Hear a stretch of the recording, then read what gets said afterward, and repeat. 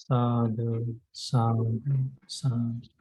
Namo tassa bhagavato arahato samma sambuddhassa. Namo tassa bhagavato arahato samma sambuddhassa. Namo tassa bhagavato arahato samma sambuddhassa. Homage to the Blessed One, the Worthy One, the Supremely Enlightened One. Sadhu, sadhu, sadhu. Happy homage to my teacher, Luk Swamin Wahanse. Sadhu, sadhu.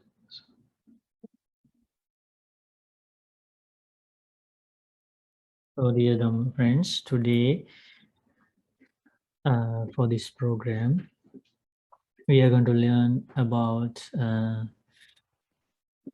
grounds for special knowledge, Jnanavatta Sutta from the Samyutta Nikaya. In this sutta, Buddha teaches about 44 grounds for special knowledge. That means about 44 things. What kind of knowledge a noble disciple should gain with regard to these 44 Dhamma factors or 44 aspects of the dependent origination, Paticca Samuppada. It's a very deep Dhamma about the cause and effect mechanism, dependent origination. So let's try to learn what we are supposed to learn about these 44 Dhamma factors, 44 grounds for special knowledge.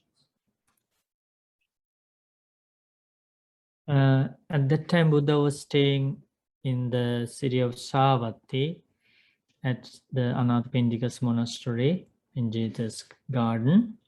Buddha addressed the monks, saying, "Monks, I'll teach you 44 grounds for special knowledge. Listen and pay close attention. I will teach you." "Yes, Bhante," those monks replied. The Buddha started to teach this amazing Dhamma to those monks. First, Buddha asked this question, "Monks, what are the 44 grounds for knowledge?" The first knowledge is that a noble disciple should gain knowledge of old age and death. So the first knowledge is knowledge of old age and death. And the second knowledge is knowledge of the cause or origin of old age and death.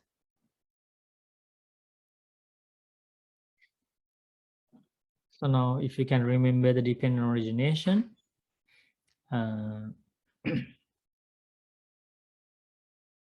Jara Marana is a very important link or a factor of the dependent origination. So here Buddha teaches about that factor of the dependent origination, Jara Maran. So a noble disciple should have a very clear knowledge about what the old age and death are, and also what is the cause of old age and death. And the third knowledge is knowledge of the end or cessation of old age and death.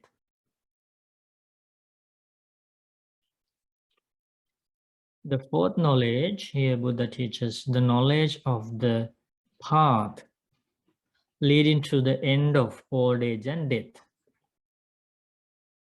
So now when we try to understand dependent origination, it is very important to first learn the definition of these each and every link of the dependent origination, and exactly as Buddha taught.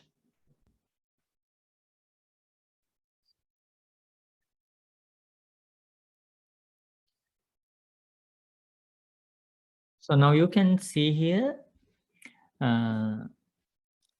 four types of knowledge are to be gained by a noble disciple with regard to one factor of the Noble Eightfold Path. So what is this one factor? The last one, Jara Marana, old age and death.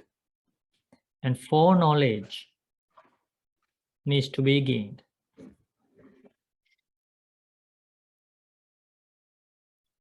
So before we start learning about these things in detail, I'm going to teach you the benefit of gaining this knowledge, as Buddha explained. Buddha explains here,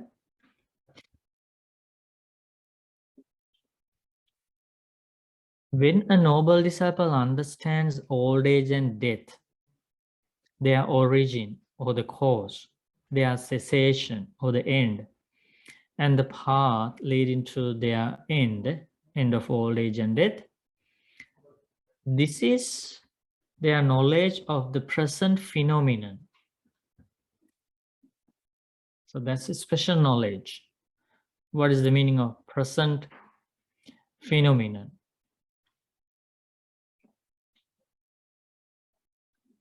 That is called, Buddha teaches here, Unveiling jnana.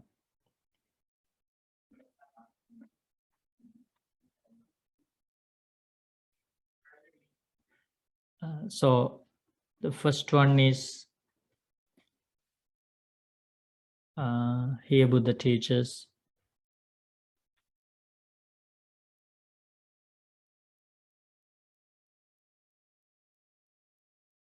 so let me find that in the sutta.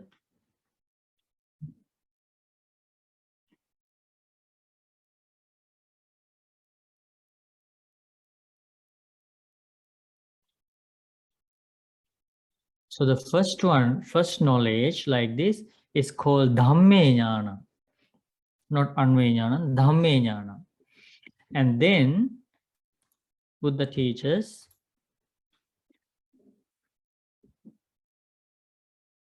so this is the Dhamme jnana, when the noble disciple understands old age and death, their origin, their cessation, and the path that leads to their cessation. This is called Dhamme jnana, or present knowledge of the present phenomenon. And with this present phenomenon that is seen, known, attained, fathomed, the noble disciples infer to the past and future. That means whatever ascetics or Brahmins, whoever in the past directly understood old age and death, its origin, its cessation, and the path leading to their cessation, all of those people in the past, all of those wise people directly understood these things in exactly the same way that I do now. The way I understand the meaning of old age and death, the cause of old age and death, the end of old age and death, and the path leading to the old age and death. Whatever knowledge I gain now, it is the same knowledge those wise people in the past also gained about these things. So Buddha teaches here, when a noble disciple infer this present knowledge of the dependent origination to the past and also future. In the future, if somebody is going to understand about old age, its cause, its end, and the path leading to the end of old age, they are going to understand the same way, exactly same way that I have understood now. When one applies this Dhamma, this knowledge of the Dhamma to the past and the future, it is called Anveiling, inferential knowledge of the noble disciple. So did you get that? Whatever the noble disciple understands about these 4 types of knowledge with regard to each factor of the Noble Eightfold Path, whatever we understand at present is called Dhamma. And we apply that knowledge to the past and the future. The same understanding. That means we are going to learn about these things. For example, like what was the meaning of old age and death in the past? And what was the origin of old age and death in the past? What was the end of it in the past? What is the path leading to the end of old age and death? The same answers will come. And when the noble disciple understands, in the past also, this was exactly the same way that I have understood now. So he has that knowledge applied to the past. And also in the future, what is the meaning of old age and death? What is the end of? What is the cause of it? What is the path leading to the end of it? In the future also, everybody will understand the same way I have understood now. So when this Dhamma is applied to past and future, that understanding is a special one that's called Unveiling, inferential knowledge. Because the noble disciple infers the present phenomenon of the Dhamma to the past and the future.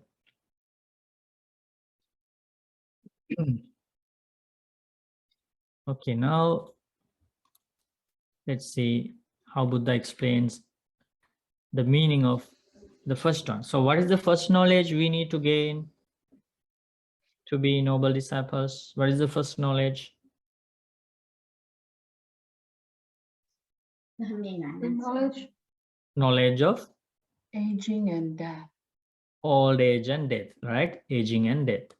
So what kind of knowledge should we gain about that? This is the knowledge we should gain about that. Buddha teaches, Yātesang tesang sattanam tammi tammi sattanikaye jara jirnatha khandiccang paliccang valittajata ayuno sanghani indriyanam paripako ayang uchati jara. So this is the knowledge we need to gain about old age. The old age, aging, brokenness of teeth, grayness of hair, wrinkly skin, diminished vitality, and failing faculties of various beings in the various orders of beings. So this is called old age. Buddha teaches we need to understand that this is aging. And then Marana. What is the meaning of Marana? Death. Yes, so this is the knowledge we need to gain.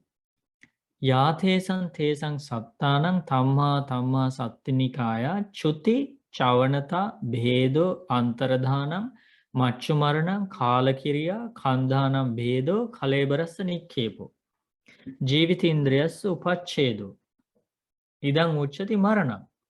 So what kind of knowledge should we have about death? Chuti, the passing away, chavanata, perishing, disintegration, demise, mortality, death, disease, kandhanam, bhedo, breaking up of the 5 groups of clinging. We know another name for this life, as Buddha realized, is the 5 groups of clinging. Form, that this physical body, feeling, perception, volitions, and consciousness. So when somebody dies, that means these 5 groups of clinging of that life breaks up. So the breaking up of the 5 groups of clinging is also called death. And laying to rest of the corpse Kalebaras nikkepo. Jivitindriya supachedo, the end of the vitality, the end of the lifespan. So all the Buddha uses all these different words to explain about death. And that is how we should understand about death. So in that explanation, did Buddha say anything about instant death or moment to moment death, something like that? Did he use those kind of words? No. So we should clearly understand what kind of knowledge we need to gain as death, right? So that is the knowledge about. So together with old age and death comes the knowledge of the aging and death. Okay, so do you have any questions about that part of the explanation? Is that clear what kind of knowledge we need to understand about aging and death? So when you say passing away, also included in death, that means the devas pass away from their heavens, right? Hell beings pass away. Ghostly beings pass away. Not only humans, all those beings pass away. And all of them, living means the combination of 5 groups of clinging. But when the lifespan is over, not only humans, 5 groups of clinging break up, but also all the other beings, the devas, brahmas, right? Animals, ghostly beings, hell beings, all of them, they experience the breaking up of the 5 groups of clinging in that life. And if it is a human body, it's a gross one. And there is that laying aside the physical body. But when we talk about the passing away of heavenly beings and ghostly beings, there is no such physical body. It's a very subtle physical appearance, so it disappears. But that is also called death. And also you understand with this that everywhere, if there is a being, that life will end with death. There is no permanent life in any realm. There is no permanent God. There is no permanent Brahma. There is no such thing. There is no permanent being in this world. All beings have temporary lives, and these lives are subject to aging and death. So that is very special knowledge that as a noble disciple, one should gain. And then Buddha teaches about the cause of old age and death. That is the second knowledge, right? We also should understand why this happens to all beings. Why they are subject to old age, why they are subject to sickness, diseases, why they are subject to death, why do they own these temporary lives, why this whole mass of suffering exists in the world. What is the cause of old age and death? What is the cause of, basically, what is the cause of this suffering? When Buddha normally explains old age and death, that means it's a broader knowledge about suffering, the temporary nature of this life, impermanent nature of this life. So now a wise noble disciple should understand the cause for this. What is the cause? Now everybody these days, like especially questions, right? Why is this happening to this life? Why millions of people die? Why do we get these kind of diseases, virus, why we are subject to this kind of pandemic? Why is this happening to this life? And Buddha teaches noble disciples don't have doubts about it or uncertainty about it. They are certain. They have a very straight knowledge, understanding, straight view about what is happening in their life and what is happening in others' life and what is happening in this world and what is the cause for that. What is the reason? So what is the reason? What is the cause of old age and death? What kind of knowledge a noble disciple should get? It is the Rebirth. birth. Birth is the cause or the origin of old age and death. So again, what is the cause for this suffering? For the sickness, for the old age, for the death, for the all the tears, crying, pain, mental suffering, physical suffering. What is the cause? Birth. Birth, jati. Jati pachaya, jara marana. Birth conditions, aging and death. Birth is the cause of aging and death. So that is the second knowledge that a noble disciple should gain. And what is the third knowledge?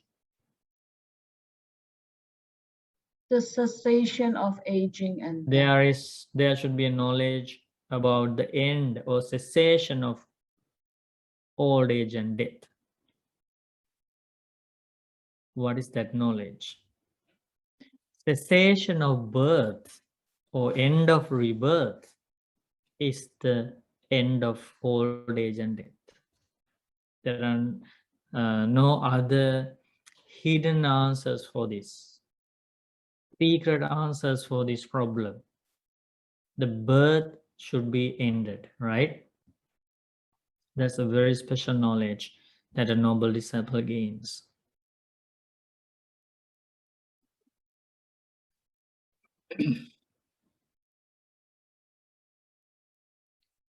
What is the fourth knowledge? The path Knowledge about the path leading to the end of old age and death or end of suffering. Buddha teaches the path is the knowledge one should gain about that is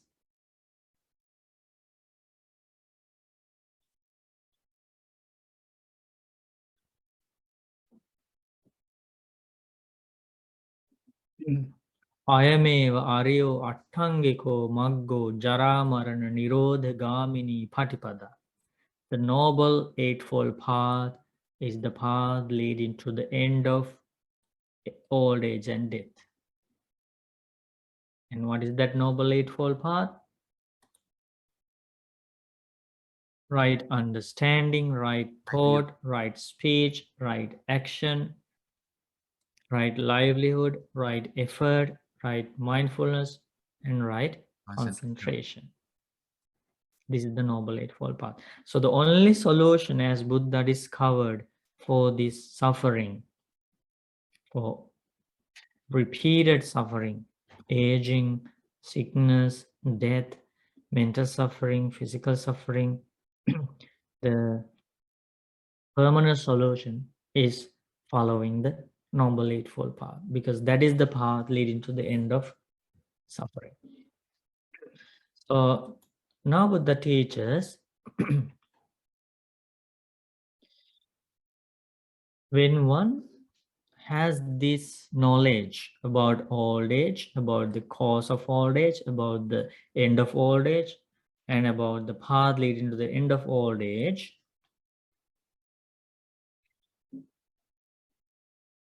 this is their knowledge of the present phenomenon, dhamme jnana. With this present phenomenon that is seen, known, immediate, attained, and fathomed, a noble disciple infers to the past and future. How do they do that? And then Buddha explains here. This is how to infer this knowledge to the past and the future. Whatever ascetics and Brahmins in the past directly understood, directly knew old age and death, their origin, their cessation, and the path leading to their cessation, all of them directly knew, directly understood these things in exactly the same way that I understand now. And in the past, there was nothing special or nothing different than the definition of old age and death that I have understood now. And the cause, now I have realized at present, the cause for old age and death is the birth. And the wise people who understood about the cause of old age and death in the past, they also understood as the cause of old age and death is rebirth or birth, jati. Now I understand Buddha has taught me that the end of old age and death at present is end of birth. And in the past, whoever understood the end of old age and death also understood the end of it is the end of rebirth. Same knowledge, right? And now I have understood, with the help of the Buddha's extraordinary knowledge, that the path leading to the end of aging and death is the Noble Eightfold Path. So whoever realized the same thing, the path leading to the end of suffering, end of aging and death in the past, also realized it was as the Noble Eightfold Path. So the same thing. So now we get an understanding about the past, how wise people understood these same things in the past and what kind of answers they found. So this is the first part of the Unveiling, inferential knowledge. And then we think about the future with the same knowledge. So in the future, how wise people are going to understand these things? They will understand the same thing as the meaning of aging and death as I have understood now. And also in future, they also will understand that the cause of aging and death will be rebirth. And the end of old age and death, they will understand the answer is end of birth. In the future, when they try to understand what is the path to end this problem, end this suffering, in the old age and death, and they will understand it is the Noble Eightfold Path. In the future also the same solution. So when the noble disciple infers like this present knowledge to the past and the future, they gain another knowledge, and that is called Unveiling, inferential knowledge. So now if you can understand this part clearly, we can understand all the other links of the dependent origination clearly. And then Buddha explains the beautiful benefits, amazing benefits of gaining these two types of knowledge. So what are the two types of knowledge? Dhammejnana, the present phenomenon, and the Unveiling, inferential knowledge. So these are the two types of knowledge with regard to each four types of knowledge of the dependent origination. And Buddha uses beautiful words to explain the benefits of this. Okay, yatoko bhikkhave arya savakassa imani dve jnanani parisuddhani honti pariyodhatani. So Buddha explains When a noble disciple has purified and cleansed these two types of knowledges, knowledge of the present phenomena and inferential knowledge, when a noble disciple has gained these two knowledges, he is called, there's a beautiful name here Buddha uses, Ayam mucchate bhikkhave arya savako ditthi sampanno itipi. This noble disciple has attained the right view, straight view. Dassana sampanno itipi. These are the words Buddha uses. Agato imang saddhammang itipi. Passati imang saddhammang itipi. Sekena jnanena samannagato itipi. Sekaya vijjaya samannagato itipi. Dhamma sotang samapanno itipi. Aryo nibbedika panyo itipi. Amata dwarang ahaccha titthati itipi. Beautiful words about the benefits of gaining these two types of knowledge. When the noble disciple has these two types of knowledge, that noble disciple is called Ditti Sampanno, one accomplished in view, the one who has right view about the life. Dassana Sampanno itipi, the one who has accomplished in vision, one who has come to the true Dhamma, one who sees this true Dhamma, and one endowed with the trainee's knowledge, one who has entered the stream of teaching, stream of Dhamma. That noble disciple has entered to the stages of enlightenment, to the path to understand the enlightenment. And this noble disciple is with penetrative wisdom, nibbedika panyo. Amata dwarang ahaccha titthati. This noble disciple stands pushing open the door of the deathless. Deathless means a synonym for Nibbana.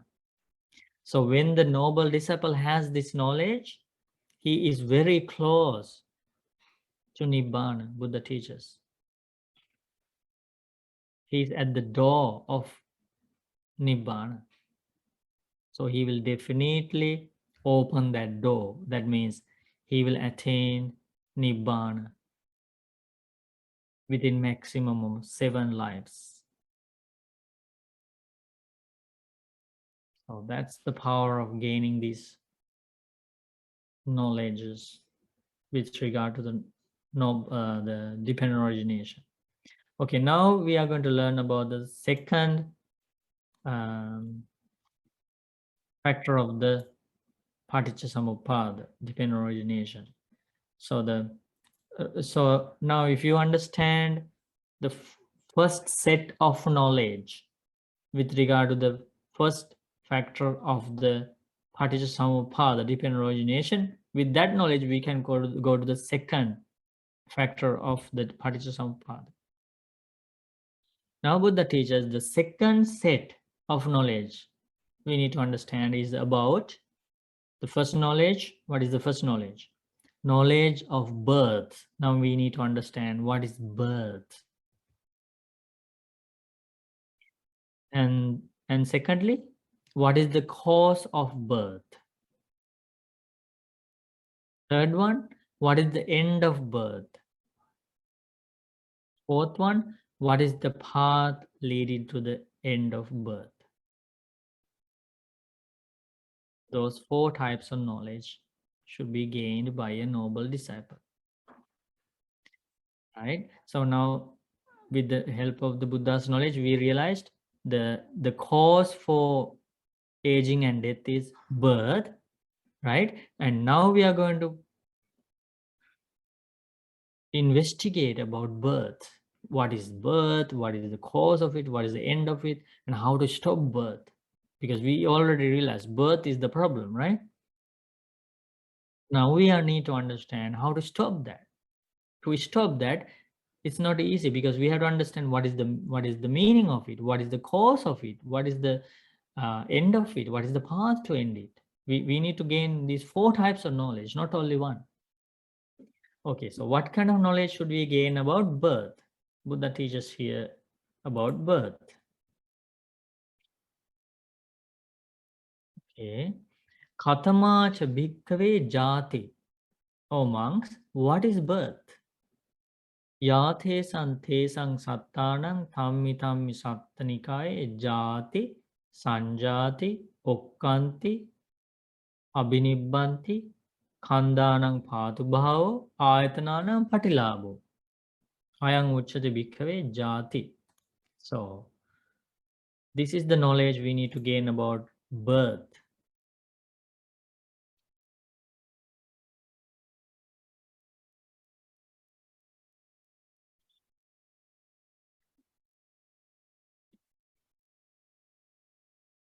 Okay, so birth of beings, special birth, and conceive in mother's womb, appearance of 5 groups of clinging, obtaining of sense faculties. This is birth. Now we have been born as human beings. What do we have as birth? We have physical body. We have gained, we experience feelings, perceptions, volition, and consciousness. This is called Khandanang Patubhau. This is our birth, appearance of 5 groups of clinging. Again, appearance of physically, feeling, perception, volition, consciousness. 5 things is our life, is our birth. Also, another word for birth, another definition, obtaining of 6 sense bases. Right? So when our mother gave birth to us, what did she have as the baby? Faculty of eye, faculty of ear, faculty of nose, faculty of tongue, and faculty of body, and finally faculty of mind. Right? 6 things. Anything else? Did she have anything else? No. These 6 sense bases. That was our birth. And now what is subject to aging?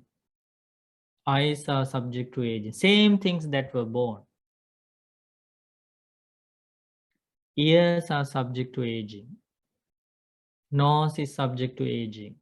Tongue is subject to aging. Body is subject to aging. Mind is subject to change. Same thing.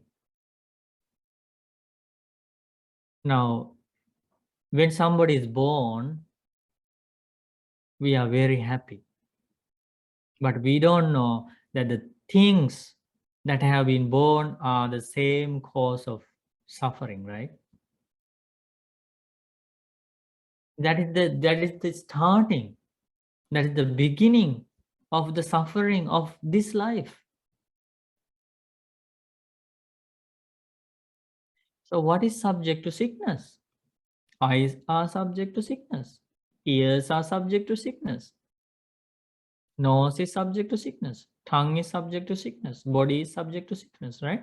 Same thing that we gain as birth. What is subject to death? What is dying? Eyes are subject to death. Ears are subject to death. Nose is subject to death. Tongue is subject to death. Body is subject to death, right? Mind is subject to change. Now, do you understand very clearly like how accurate the Buddha's knowledge is? Birth is the problem. Because whatever we obtain as birth is the problem. all the suffering around that, around these 6 sense bases. So that's the knowledge a noble disciple should gain about birth. Do you have any questions so far?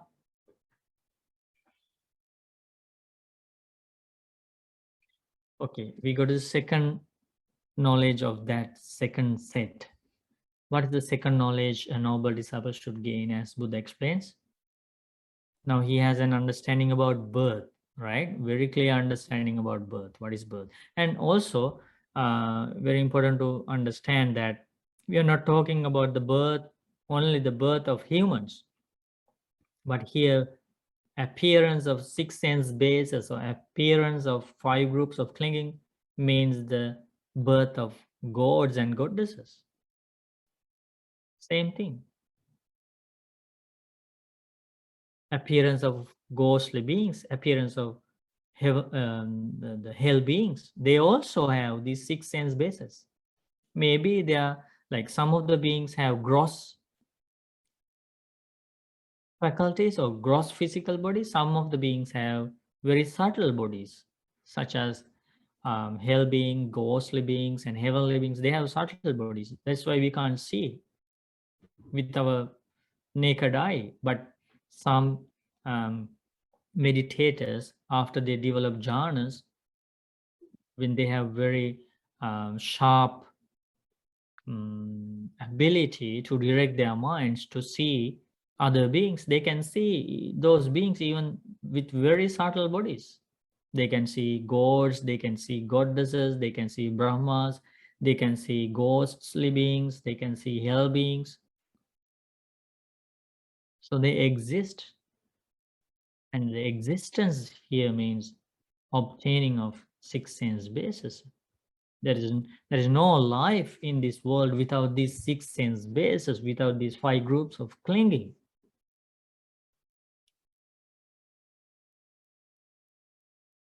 And Buddha teaches very clearly, there is no consciousness without a body.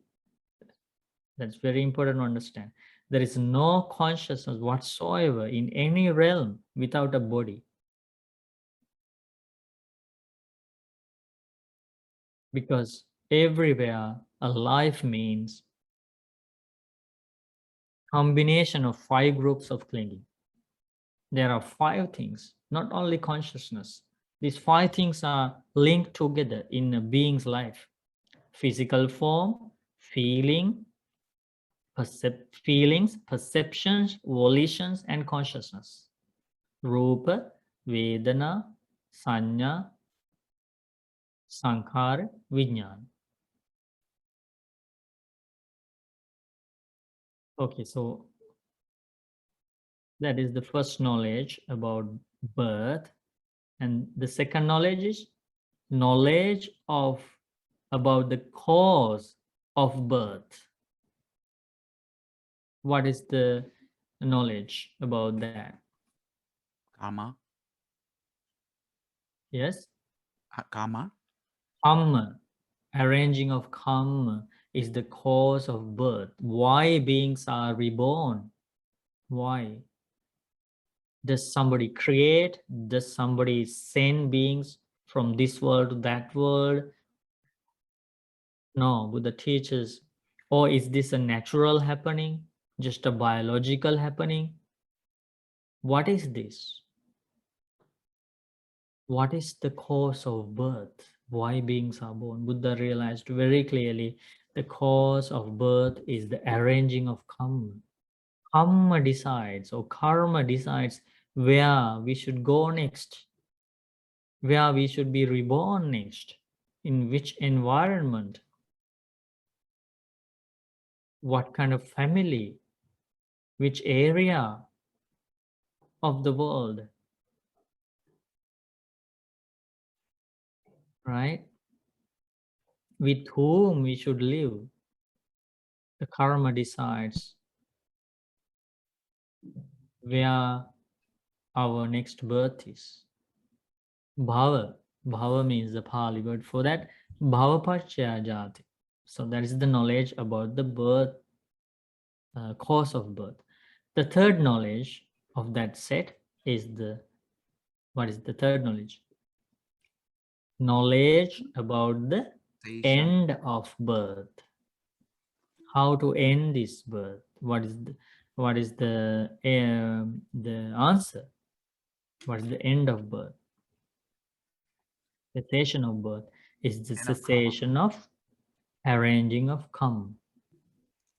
All the types of karma. There are different types of karma. Dark karma, bright karma, right? Dark and like mixture of dark and bright karma, or we say wholesome karma, unwholesome karma, also anenja karma. All of this karma should come to an end. Cessation of the karma, arranging of karma is the end of birth.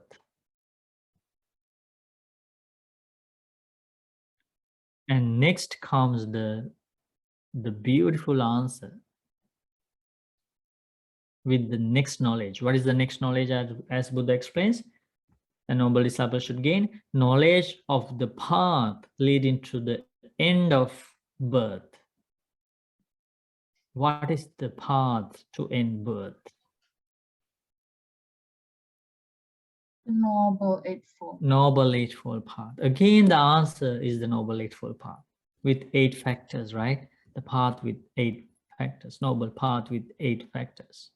Right view, right understanding, right thought, right speech, right action, right livelihood, right effort, right mindfulness, and right concentration. 8 factors of the path. This is not an ordinary path. This is called Aryo Maggu, noble path.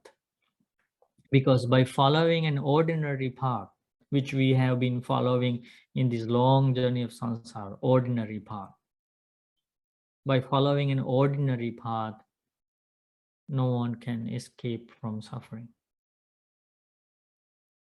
One has to follow an extraordinary path discovered by an extraordinary being, a fully enlightened Buddha. And that is the Noble Eightfold Path, is the answer to end birth. Okay, so do you have any questions so far?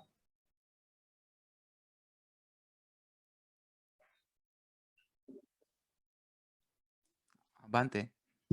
Hmm? I hope you don't mind to explain again volition.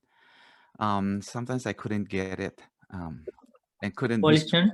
Yes, thank you. Volition Bante. means chetana. Another very important part in our life. So volition, we learn about volition when we learn about the 5 groups of clinging, right? So another name for life, or birth, means we learn, Buddha taught us, it is the appearance of 5 groups of clinging. That means when we are born, we have a new life. We passed away in our previous life. We were in some form of existence. We came to this human world. We were born as human beings from hell, either from hell, from heaven, from animal world, from ghost world, or from human world. That was our past life. We don't know where we were before. But now, in this life, we were born as human beings. So what is the meaning of that?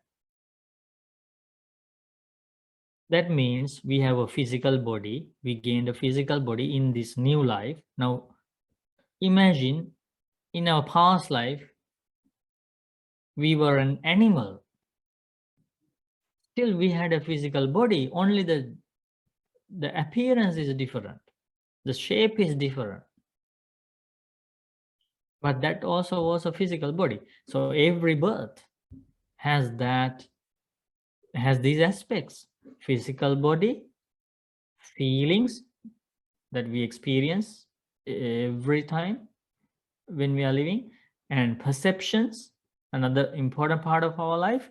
And the 4th one is thoughts.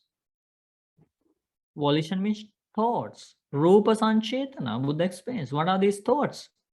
thoughts about visual objects. Isn't that like important part in our life?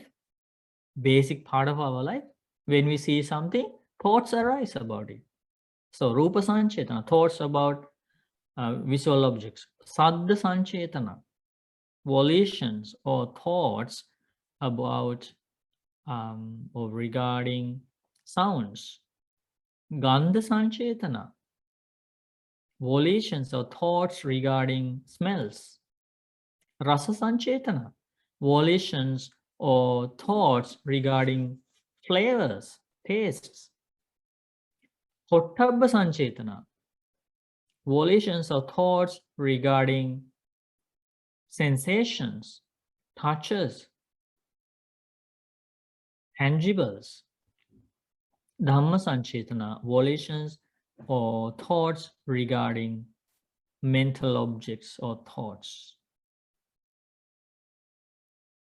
These 6 classes of thoughts are called as sankhara or chetana, right? And the last one is the consciousness.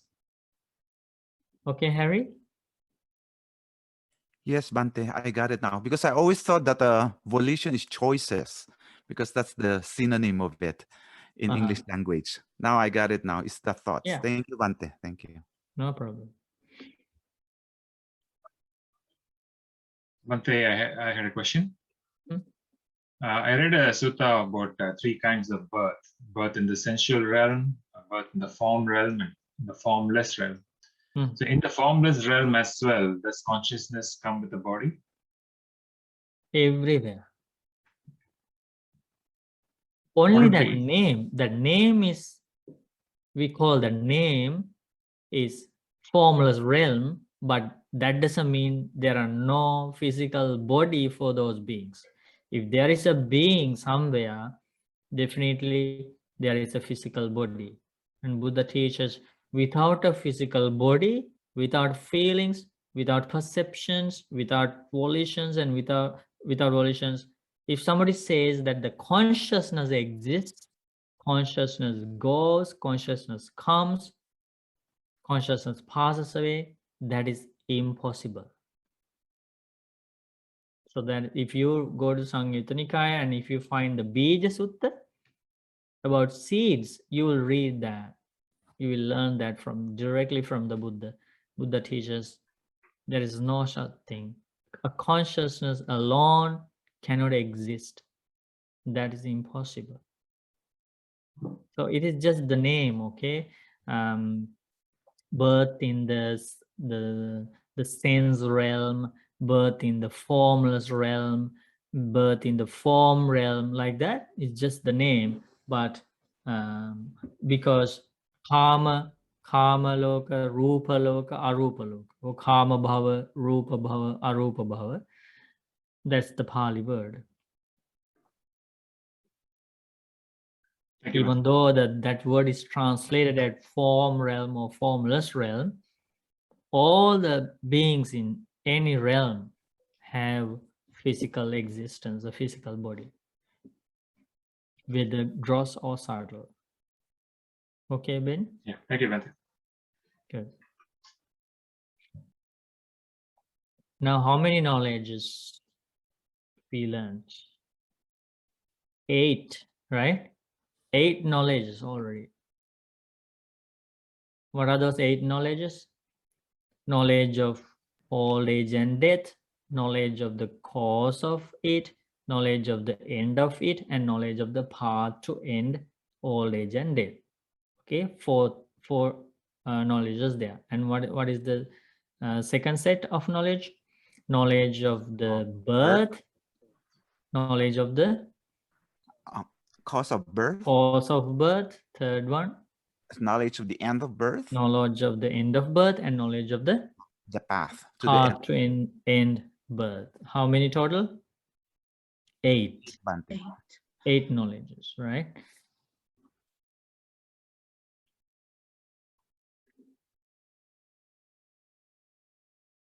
So what is the third set of knowledge? And Buddha, after each set of knowledge, the explanation about each set of knowledges, Buddha explains the same thing. Now we have to, so this knowledge of the birth, cause of it, end of it, and the path to end it is called Dhamme Jnana. Knowledge of the present phenomena, right? Dhamme Jnana. And now we are supposed to infer that knowledge to the past. How do we do that? Whoever in the past, whoever wise person in the past realized about birth, its cause, its end, its path, the path to end of birth, how they realized, it is the exact same way that I have realized now. Same answers, they had the same answers, nothing different. So that's the inferential knowledge. And now we go to the future with this knowledge.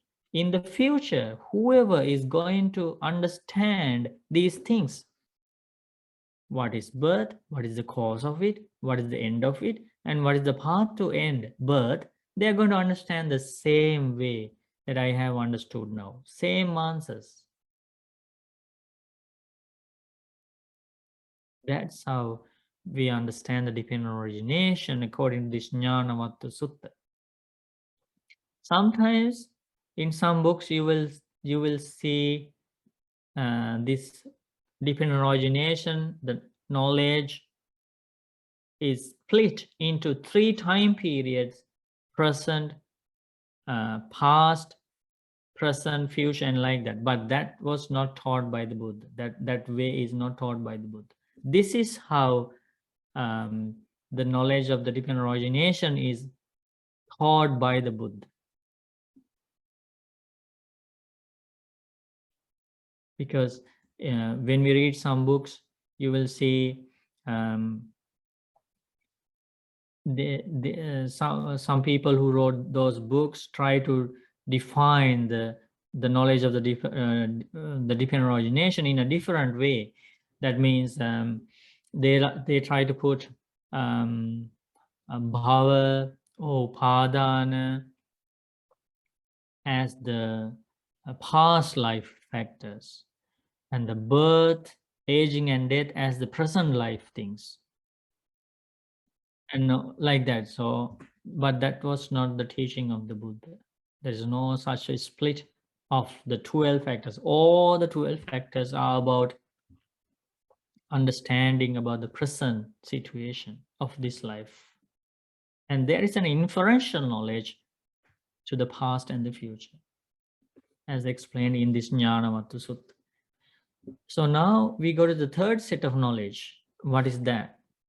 And okay, before go there, Buddha teaches when the noble disciple has these 2 types of knowledge about that dependent origination link as well, the present phenomena, the Dhamme Jnana, and the inferential knowledge, applying the same Dhamma principle to the past and future, Unveiling Jnana, that noble disciple is called Ditti Sampanno. He has gained the right view. He has attained the right view. His view is straight. That means he thinks, he sees things as they really are in the world. He sees things correctly. Dassana Sampanno itipi. He has the correct vision. Right? Those are the words Buddha uses to explain his fortune. And he has entered the path to enlightenment.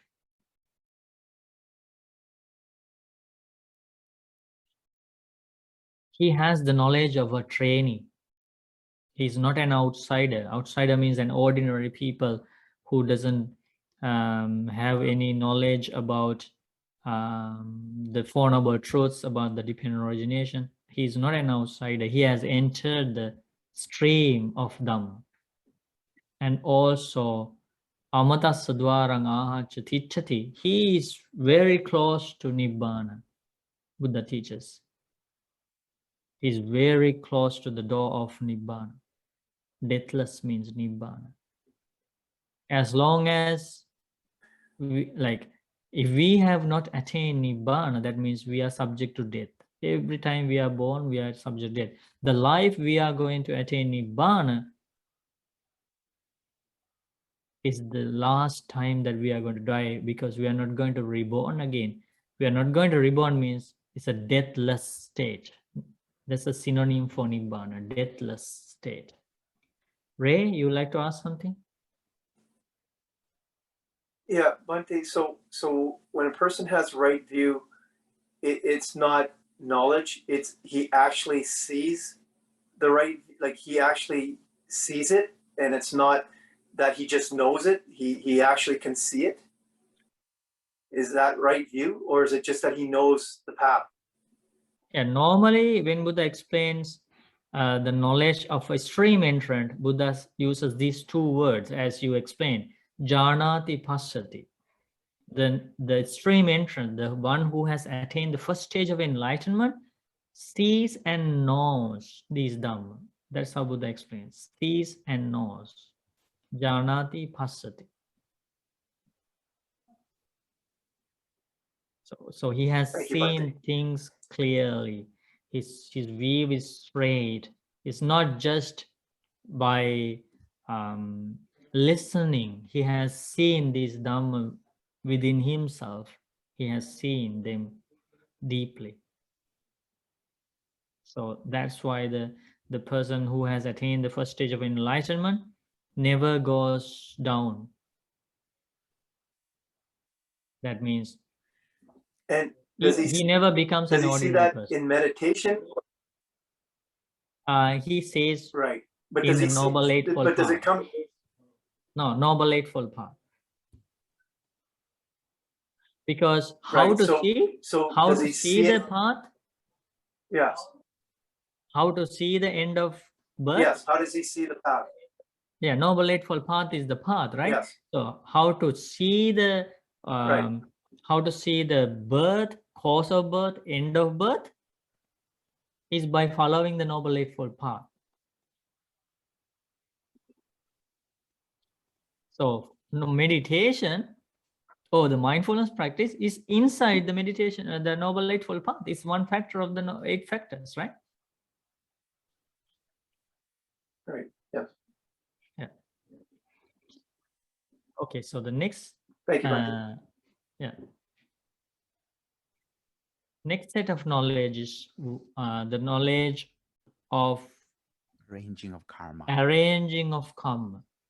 Because remember we learned the birth, knowledge of birth and the cause of birth as the arranging of karma, right? And now when we go to the third set of knowledge, Buddha asks us to have a knowledge about arranging of karma.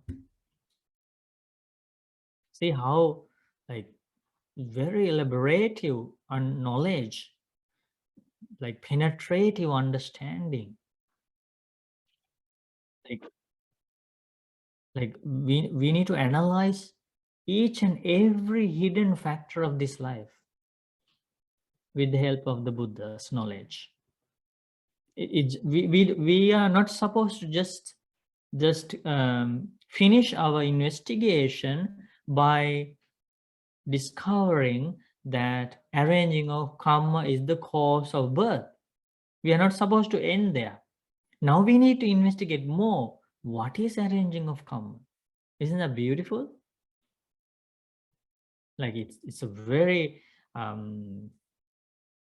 informative knowledge. It's not limited just for the word of arranging of karma. Now Buddha encourages us to investigate deeply about the cause of birth. Okay, what are these knowledges? Knowledge of arranging of karma, knowledge of the cause of arranging of karma, why this karma is arranged every time. Because arranging of karma is the problem again, because as long as karma is arranged, birth happens. We are going to be born. So now we are going to investigate why is this karma arranged? Cause of arranging of karma, second knowledge, and the third knowledge is end of arranging of karma. How to end this? If the karma arranging happens repeatedly, and that helps rebirth repeatedly. How to end this? That is the third knowledge. And the fourth knowledge is what is the path to end arranging of karma. This is beautiful. This like there is nothing to add for Buddha's discovery. There is nothing to add. Even after 2,600 years, there is nothing to add. There is nothing to remove. It's called perfect, well proclaimed, and that means swakato. Swakato means well proclaimed, well taught. Even there is this modern technology or modern science, very developed. There is nothing to add to what Buddha already discovered. There's nothing to add. We can say, oh, at that time, 2,600 years ago, there was not this science, this technology, so something was missing. But now we have very like high-tech things and very high-tech technology and this amazing science. So there is something missing 2,600 years ago. Now these people, the modern people, have discovered more things. No, there is no such thing. No need to add anything. What is bhava, or what is arranging of karma? And Buddha explains very clearly. Katamocha bhikkhave bhavo. What is the meaning of arranging of karma? What is the knowledge you need to gain? Thayome bhikkhave bhava. There are three types of existence, arranging of karma to be ripened. Kama bhavo, rupa bhavo, arupa bhavo. Karma means, arranging of karma means threefold. It is threefold.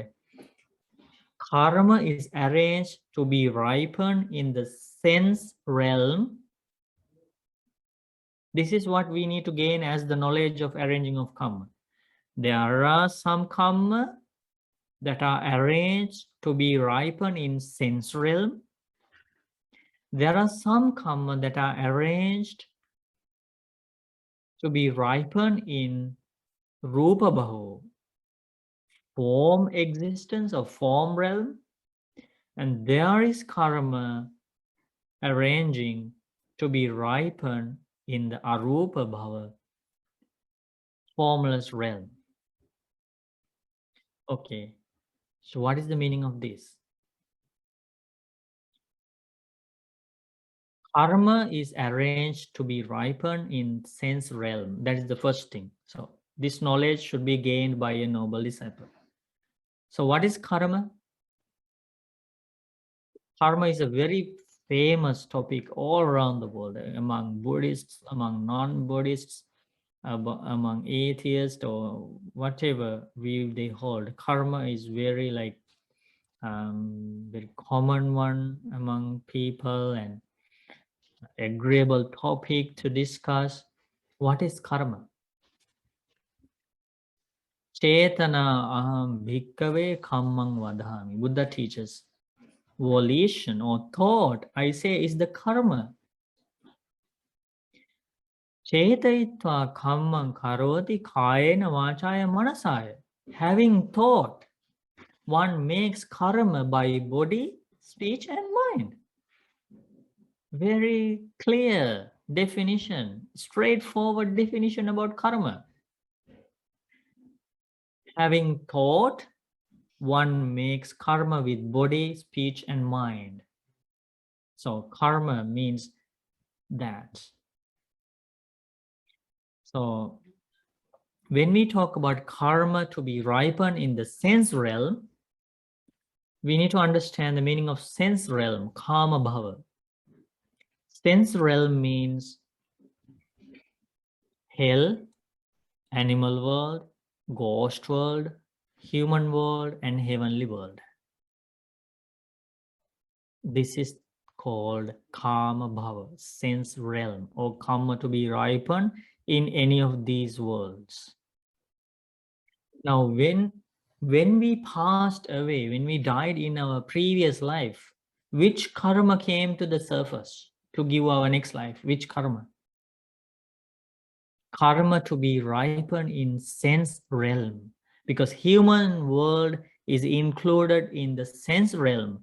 So in our long journey of samsara, there was some karma arranging of karma that were ready to be ripened in the sense realm, and that karma came to the surface as soon as consciousness was released in our last life, previous life, and that karma brought us into this human world.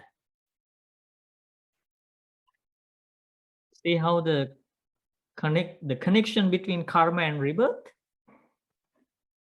That karma to be ripened in the sense realm brought us here, and the rebirth happens. Now we are human beings. But when we understand, when you try to analyze the dependent origination, we understand another beautiful thing of this Dhamma, which is impermanence of everything. So we were born somewhere in our past lives, and that also because of our karma. When our lifespan was over in that previous life, a new karma appeared, came to the surface, and our lifespan was over there, and as soon as the consciousness was released from that body of previous life, a new karma came, brought us to a new world, human world. So see how karma is impermanent? If the karma of the past life was permanent, we wouldn't die. We would be still in the living a permanent life in past life. But that karma was in the past, that karma was impermanent, temporary. It ended. The karma that gave birth to our previous life ended. And a new karma appeared. Because there is a huge pile of karma. Good karma, bad karma, karma to be ripened in the sense realm, formless realm. It's a whole variety of karma. Who decides which should come next? Who decides? There is no person. It's a natural law. That is the danger. If somebody has not at least entered the Noble Eightfold Path, there is a danger, because we don't know which karma is going to appear as soon as we die here. But if somebody at least entered the Noble Eightfold Path, it is guaranteed that when they die, when the consciousness is released from this body, present body, definitely a good karma is going to come to the surface.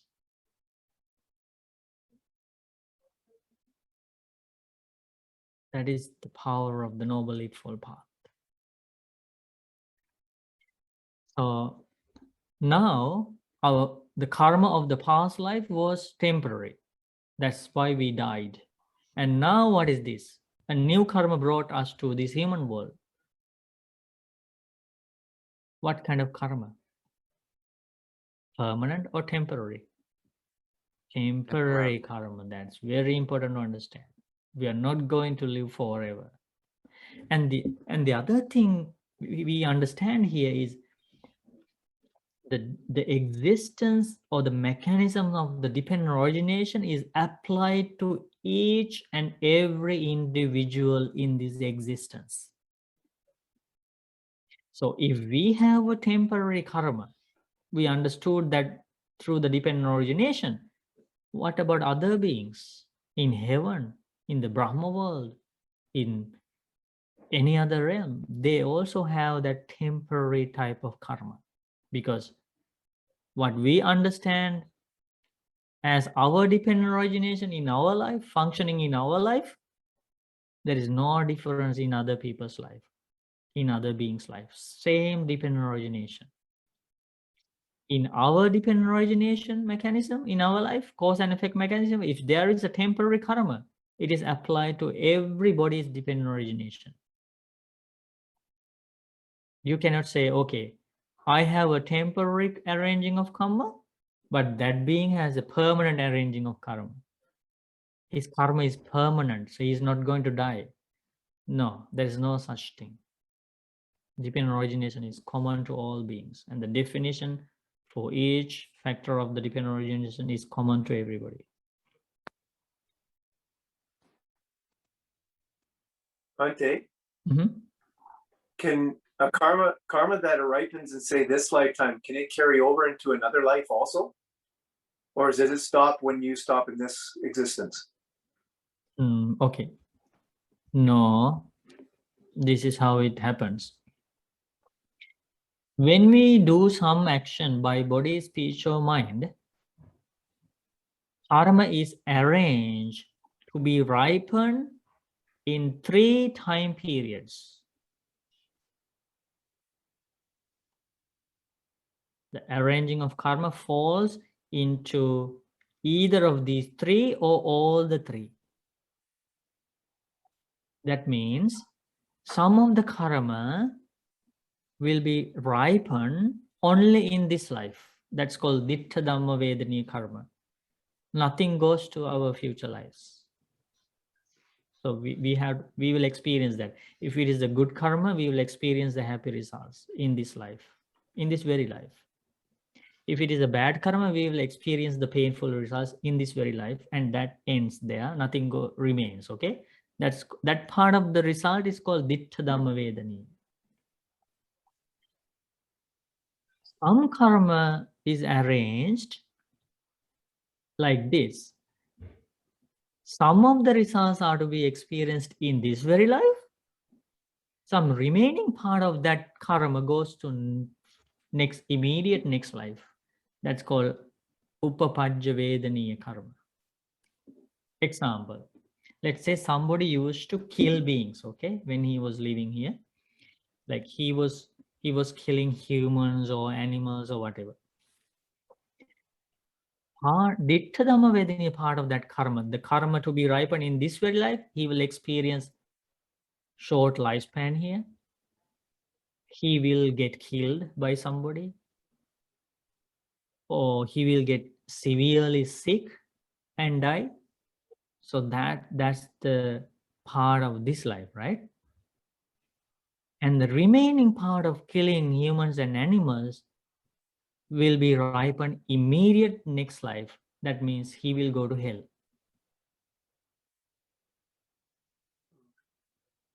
Now experience the remaining part of that killing karma in hell. That's called Upapajja Vedaniya. And the third part of the arranging of karma is called Apara Pariyavedaniya.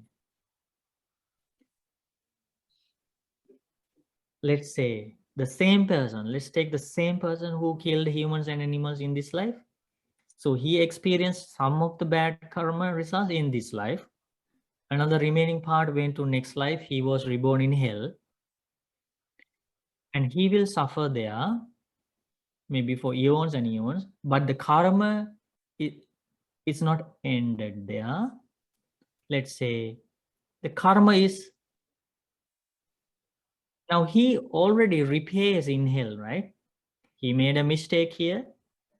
He hurt others, so he has to repay. So he has to go through punishments in hell. And so he repaid some amount of that. But it's not over. But it's not severe as hell, life in hell now. Now he gets a new life in animal world. The remaining of killing humans and animals still follow him in the animal world. That's called Apara Pariyavedani. Apara Pariyavedani means some of the karma will be ripened in any of the future lives. Any of the future lives. Like maybe after 1,000 lives, the remaining part of some karma will come. Is that clear, Ray? Yes, thank you, Bhante. Very good. So for now, we are going to conclude the program tonight. So please remember about those beautiful Dhamma, beautiful teachings about deep Dhamma, about analyzing every hidden factor of this life in order to understand the truth of this life. The Buddha realized these things. No one else has realized these things in this world. No one has written books about these things. No one has discovered these amazing secrets of life. And all the secrets are disclosed now, openly and widely talked about these things. So please memorize those things. And we have to learn in a future day, we have to learn about the cause of arranging of okay, before I finish, let me finish the other two. The karma arranging to be ripened in the sense realm. We talked about that.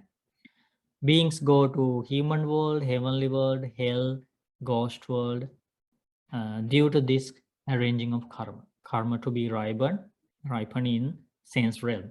And some people in some people's life, a different karma is arranged, and that karma becomes stronger.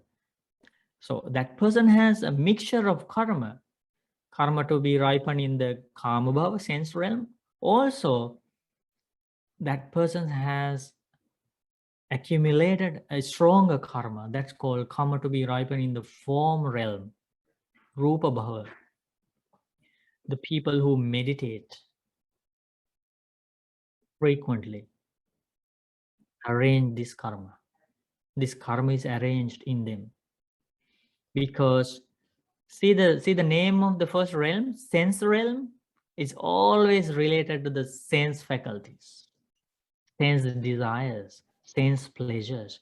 But when the meditator emerges into the jhanas, first jhana, second jhana, third jhana, fourth jhana, the sense desires are subsided. You cannot gain the first jhana thinking about delicious food, thinking about music. No, you have to subside those desires for sense pleasures in order to attain to the first jhana, at least for the first jhana. So all these sense desires, angry thoughts, restless thoughts, remorseful thoughts, doubtful thoughts, all these 5 hindrances are subsided during the meditation, if the meditation taking off really well. At that time, karma is ripe, karma is arranged not to ripen in the sense realm, because now your consciousness is not bent towards the sense objects. No, your Buddha teaches during the first jhana, vivekajang piti sukhang viññānusari hoti. Now that meditator's consciousness follows not the sensual pleasures, it follows vivekajang piti sukhang. Joy and rapture arose from the seclusion. Because of that, this beautiful karma is arranged. It is called karma to be ripened in the form realm. If that jhanic practice, the meditation absorptions are frequently practiced and very well developed, because of the sharpness or the power of that good karma, that being surpasses, that person surpasses when he dies. He surpasses hell, he or she surpasses hell, animal world, ghost world, human world, heavenly world. That person surpasses all the worlds included in the sense realm and take rebirth in the form realm, which is one of the Brahma worlds. So that's the rebirth of the Brahma world, form realm. Some meditators even go further. They meditate on formless jhanas. And Buddha explains the name of those things: Akasananchayatana, Akinchanyayatana, Vijnananchayatana, Neosanyana Sanyayatana. When the meditator emerges into these jhanas, his consciousness is not bound with a gross perception. That is why these jhanas are called formless jhanas. These meditators cannot contemplate on any form, material element of anything. They are called infinite, base of infinite, consciousness base of infinite, like nothingness base, like that. The infinite space, like that. There is nothing material incorporated in that jhana. So when that jhana is developed, if you remember the first teachers of the Prince Siddhartha, as soon as he renounced the palace, he met with Uddakarama Putta, Alara Kalama. They were all, both of them were attainers of formless jhanas. One of them attained the Akinchanyayatana, and the second one, Uddakarama Putta, attained, Uddaka had attained Neva Sanyana Sanyayatana, base of perception and non-perception. Yes, so those are very subtle jhanas, and as a result of that, if they practice those jhanas frequently and well developed within themselves, because of that karma arrangement, they are going to be reborn in a specific types of worlds called Akasanyayatana, Nevasanyana, Sanyayatana, Akinchana, and on those very subtle Brahma worlds. Now, do you understand how karma gives rebirth in different worlds? So, if you like to remain in the sense realm, you don't need to meditate. Okay, you can always think about visual objects, movies, music, food, drinking, dancing, boys, girls. You can think about those thoughts, and you will always remain in the sense realm with sense desires. But don't forget, if we remain in the sense realm, all the problems in the sense realm also are in the same package, okay? Corona, fighting, wars, shooting, stabbing, accidents, everything also in that thing. The Brahma world is a very peaceful, safer world, but needs to subside the sense desires, practice lots of metta, loving kindness, compassion, like noble qualities, precepts, detachment to the material world and like that. But that's a beautiful, beautiful discovery by the Buddha, right? Otherwise, we don't know that these different realms exist. Okay, so now you have a very clear understanding about arranging of karma. We learned a lot about arranging of karma, and we appreciate the questions of all the Dhamma friends. Because of they ask questions, we learned more information about karma. Next time we can learn about the cause of karma, end of karma, and the path to end karma, and move on. Okay. Swaminathan sir, So, can I ask a question? mm-hmm. Swaminathan sir, kindly can I ask a question? Mm-hmm. It's, about Rupa, the form, Swaminathan's form. Generally, the form is made out of 4 great elements. Mm-hmm. So, Swaminathan, when it comes to form and formless, I already told, it's just the name. Formless. But it's still yeah, 4 great but there elements. is a form, it's very subtle. Yeah, and Buddha very clearly, Buddha very clearly mentioned there is no alone consciousness existence. No, it's always incorporated with other 4 groups. What are those? Feeling, perception, volition, consciousness. So altogether 5. And it is always presenting four great elements, right, Swaminathan? Form is, yes, form is always four great elements. four great elements and the things that are made up of four Nama. great elements. Yes, Swaminathan. Okay. Yes, And that's why sometimes one day a god came to see the Buddha, and he was newly born as a god. He was in the human world, and he was a non-returner, anagami, attained the third stage of enlightenment, and he was like, his whole life was thinking about the Buddha, taking care of the Sangha, listening to the Dhamma when he was in the human world. He didn't have any other life, like always thinking about the Buddha, going to see the Buddha. So as soon as he was born in the Brahma world, he remembered the Buddha, and he wanted to see the Buddha again, as he has a new life now. And he came to the Buddha, and he was trying to bow down to the Buddha, but every time when he was trying to do that, he was sinking in the ground. He was sinking in the, he's so excited. He knows that he escaped from all the miserable worlds, all the bad destinations because of the Buddha's compassion. So he's so excited, grateful, and thankful to the Buddha. So, but he wants to bow down to the Buddha, but he couldn't stand there.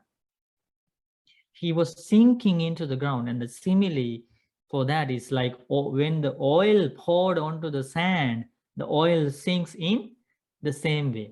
And Buddha had to advise him, God, Hattaka, create a gross body. Then only he realized, oh, now he has I have a new life. I have a very subtle body now. I have to change my the shape of my body. And then as soon as Buddha advised him, he created a gross body, and then the sinking stopped, and he started bowing down to the Buddha. And he had a beautiful Dhamma discussion with the Buddha at that time. And Buddha asked, how about your new life? And do you still remember the teachings you learned in the human world? And those information. And he answered very happily, oh, Bhante, the things I was not good at understanding in the human world, I understand them very clearly as a God now. And because of my vast Dhamma knowledge I gathered in the human world, now I was born as a God, as a Brahma. Devas from far away heavens come to see me to learn the Dhamma from me. He shared that with the Buddha, and Buddha blessed him, and he disappeared right there, and he went to his Brahma world back. So that's the kind of life of the Dhamma friends who practice Dhamma here. They are going to be like very happy after that. Okay, so now we learn these beautiful teachings of the fully enlightened Buddha who appears into this world after a very, very long time. And we try to learn these things to realize the true nature of our life and to escape from suffering. So we share these good karma we made by listening to these teachings, by discussing these teachings and helping each other in many ways. First of all, we share this good karma with our teacher, Lokaswami Nohansi. Sadhu, sadhu. We share merit with all the devas, brahmas, and with all beings. Sadhu.